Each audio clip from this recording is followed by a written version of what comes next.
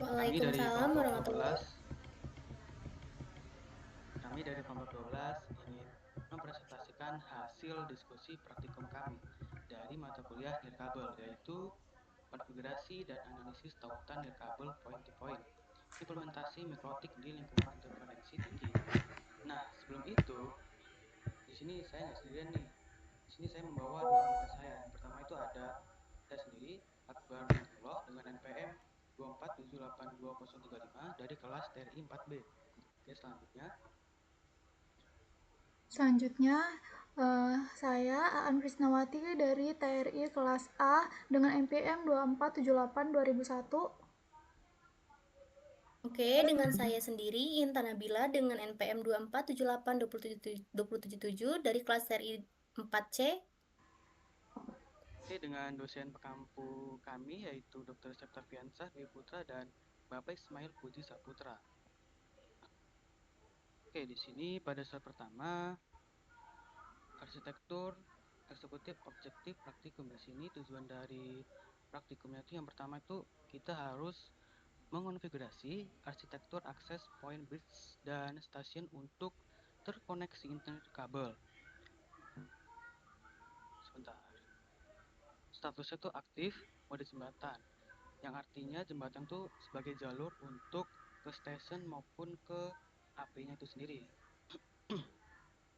Layarnya layer 2, perangkatnya itu tentu saja AP bridge dan station. Yang kedua ada sekuritas dan akses atau security dan aksesnya. Untuk melindungi perimeter jaringan via enkripsi, WPA-PSK, dan akses kontrolis atau ACL berbasis MAC address.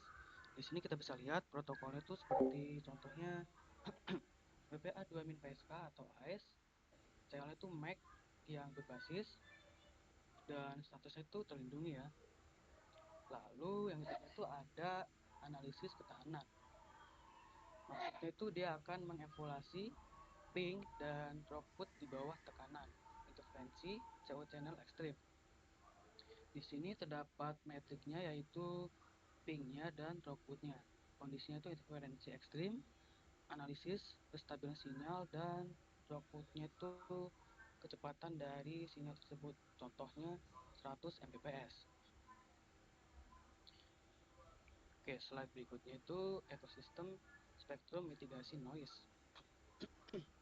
Di sini kami memakai channel 1 yaitu 2412 MHz.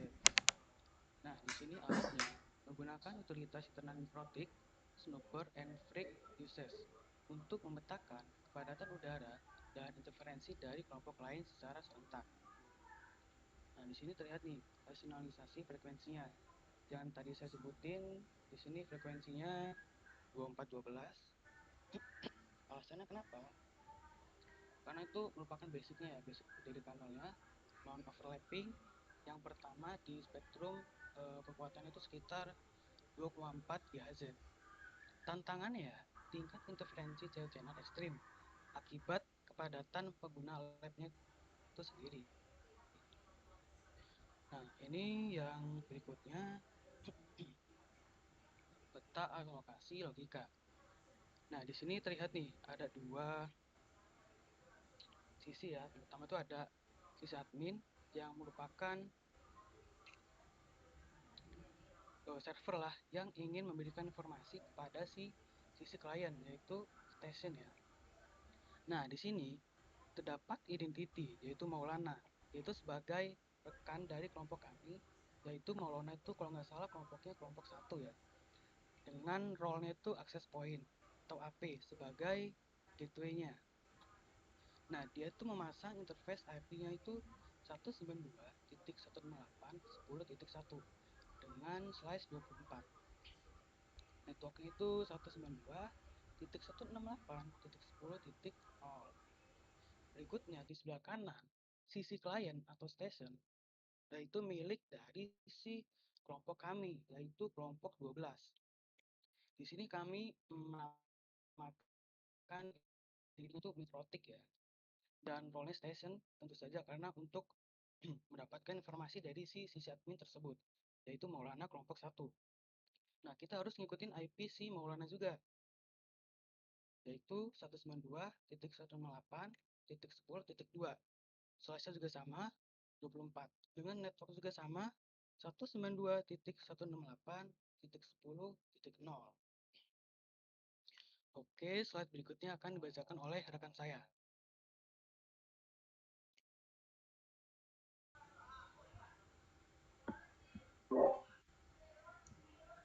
Baik, selanjutnya di sini yaitu tentang konfigurasi tautan RF di lapisan 2. Nah, sekarang di bagian ini kita bisa dilihat di layar, ini adalah matriks konfigurasi milik kelompok kita. Nah, bisa simpelnya di sisi admin AP sama di sisi klien yaitu station, settingannya dia wajib sinkron atau wajib sama, harus sefrekuensi lah. Nah, lalu untuk frekuensinya sendiri di sini kita memakai 2412 MHz dengan lebar pita yaitu 20 MHz juga. Nah, lalu adminnya menyebar sinyal dengan namanya kelompok 1, kel 1. Nah, di sini tugas si klien yaitu mencari dan mengunci SSID dengan nama kel 1. Kalau parameter ini tidak pas, kalau parameternya tidak pas, dia nggak bisa ketemu gitu. Jadi dia nggak bakal bisa connect. Nah, jadi dia harus disamain dulu, baru dia akan bertemu dan bisa connect. Lalu boleh slide selanjutnya. Nah, di sini yaitu protokol enkripsi. Nah, kalau frekuensinya tadi kita udah dapet, nah kan udah sama, terus udah dapet.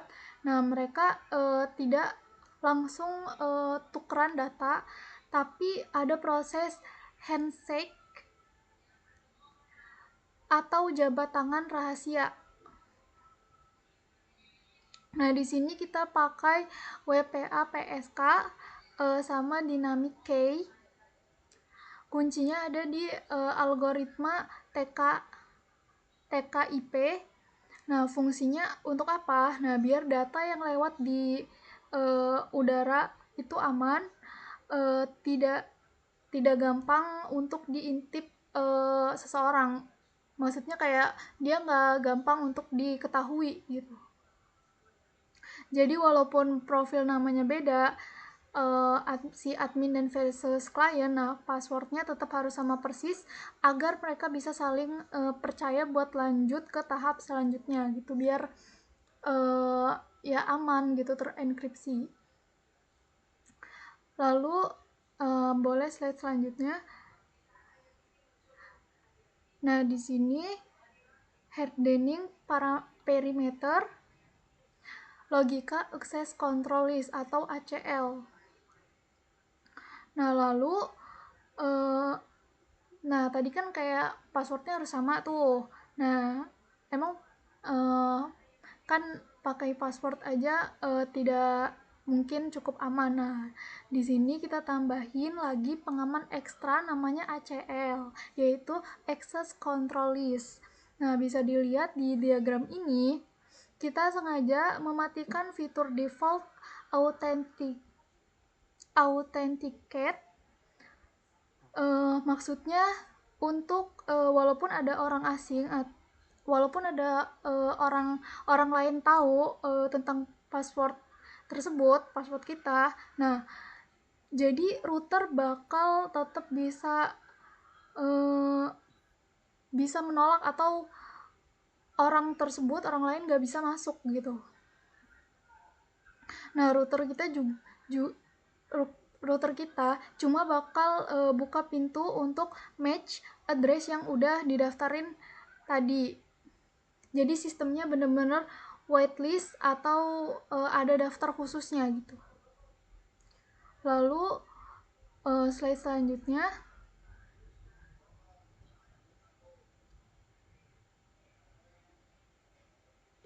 di sini ada telemetri tautan, registrasi perangkat klien. Nah, gimana cara tahu kalau semua usaha kita tadi sebelumnya itu berhasil? Nah, di sini kita bisa lihat dari tabel regression kita. Nah, kalau udah muncul status aktif sama authenticated, artinya si klien tadi udah sah dan dapat izin penuh. Nah, IP-nya juga dia bakal dapat. Di sini kita dapat IP 192.168.10.2. Nah, kalau udah seperti ini, berarti jalur komunikasinya sudah paten dan siap untuk mengirim data. Nah, mungkin itu saja. Untuk slide selanjutnya bisa dilanjut oleh rekan saya. Oke, lanjut. Oke, kali ini saya akan memaparkan hasil evaluasi performa jaringan pada pengujian tautan di lingkungan dengan tingkat interferensi dan noise yang tinggi. Di sini kan kita masuk ke analisis latensi lapisan 3 ya, di lingkungan noise yang tinggi. Nah, mari kita lihat nih di data performa pada lapisan 3 network layer. Nah, sebelum dan sesudah dilakukan penyesuaiannya. Pada kondisi awal, seperti yang bisa kita lihat pada diagram, ada dampak awal interferensi jaringan mengalami gangguan yang sangat masif akibat kepadatan kanal di frekuensi 2412 MHz atau kanal 1. Nah, di sini terjadi paket loss sebesar 14% hingga 29%. Nah, lonjakan max RTT mencapai 869 ms dan bahkan muncul galat fatal berupa no road to host yang menandakan adanya tabrakan sinyal Closian yang parah sehingga komunikasi terputus. Nah, namun setelah kami melakukan optimalisasi dan penyesuaian parameter, kita bisa melihat nih perubahan drastis pada diagram stabilitas pasca penyesuaian. Nah, paket loss berhasil ditekan hingga 0% dan nilai RTT menjadi jauh lebih stabil dengan rata-rata berada di angka 201 ms hingga 292 ms. Artinya, komunikasi dua arah kini dapat dipertahankan secara stabil meskipun lingkungan redam dan sangat padat. Oke, next. Nah, kita masuk ke uji performa beban nih atau evaluasi throughput aktual. Nah, pada gambar ini, di sini ada tampilan bagian tengah infograsi atau uji performa bebannya nih. Nah, selanjutnya kita beralih ke pengujian beban untuk mengevaluasi throughput aktuasi dari sistem berdasarkan hasil pengukuran secara real time yang dipresentasikan oleh speedometer di layar di RX current atau penerima RIIL dan berada di angka 400 4.201,1 kbps. Nah, sedangkan X atau RX-nya yaitu total average mencapai rata-rata 488,1 kbps. Nah, sedangkan loss paket atau underload selama pengujian beban, intensitas tinggi ini berjalan dengan pada paket hilang tercatat hanya sebanyak 32 paket saja. Nah, lokal CPU load yang di paling krusial beban kerja CPU pada perangkat router ini tetap terjaga sangat efisien, yaitu hanya memakan resource sebesar 5%. Nah, data ini menunjukkan bahwa meskipun bandwidth yang diletakkan tidak terlalu besar, konsistensi data yang diterima RX sangat kokoh dengan penggunaan daya komputasi perangkat yang minimal. Oke, next. Nah, pada slide selanjutnya ini, sintesis operasional. Nah, di sini ada tampilan bagian bawah infograsi sintesis operasionalnya ya. Sebagai kesimpulan dari poin jangkar atau sintesis anchor point dari seluruh pengujian ini ada tiga pilar strategi. atau pilot strategi operasional yang membuat sistem ini mampu bertahan di zona interferensi yang tinggi atau surviving high interference zones. Nah, yang pertama itu ada kolaborasi spektrum. Nah, penggunaan alat pemindaian seperti snopper atau frekuensi usage terbukti sangat krusial nih. Melalui alat ini, kita berhasil menemukan slot terkecil dan memilih channel 1 atau 2412 MHz untuk meminimalkan tabrakan frekuensi mentahnya, bahkan dalam kondisi ekstrim sekalipun. Yang poin kedua itu ada pengerasan parameter. Nah, kami di sini menerapkan kebijakan keamanan dan manajemen beban yang agresif melalui fitur default authenticate off dan menerapkan make wishlisting. Langkah ini sukses menyelamatkan CPU root dari beban jabat tangan atau handshake ratusan perangkat asing atau tidak relevan di sekitar lokasi. Sedangkan yang poin ketiga itu ada realitas throughput.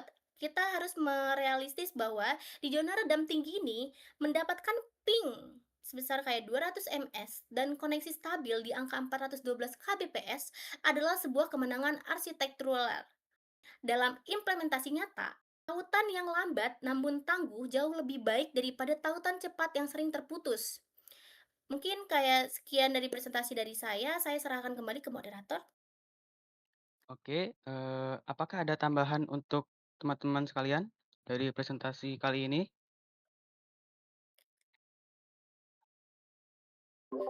Mungkin dari saya cukup. Ya mungkin cukup. Oke, mungkin saya akan cukupkan juga presentasi pada kali ini. Mungkin bila ada kesalahan, kami minta maaf. Kami akhiri. Wassalamualaikum warahmatullahi wabarakatuh. Waalaikumsalam warahmatullahi wabarakatuh.